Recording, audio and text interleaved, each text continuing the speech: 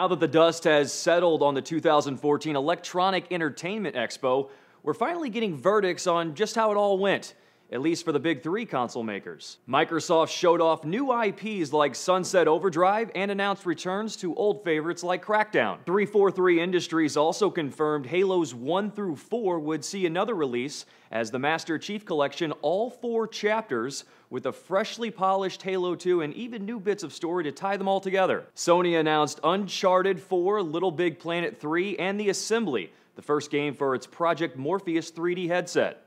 And Nintendo was, well, Nintendo, and also showed off more of the upcoming Super Smash Bros. And Zelda Wii U. Hardcore Gamer praised Microsoft for a refreshing return to focusing on game content, instead of everything else the Xbox One can do as the set-top device. These games create a library that speaks well of any console that contains it, which isn't something I could have said about the Xbox One last Sunday. Contrast that with Sony, says Extreme Tech, which touched on the other things its PS4 can do as a set-top device, instead of focusing just on gaming content. Not only did Sony beat Microsoft in the primary arena of games, but it also won the secondary conflicts by default because it didn't focus solely on games. And Nintendo?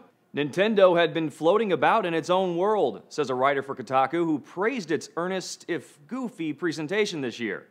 It might be out of touch with the rest of the industry, but Nintendo seems increasingly in touch with what its fans want. So yes, these things are somewhat subjective. Nobody won E3.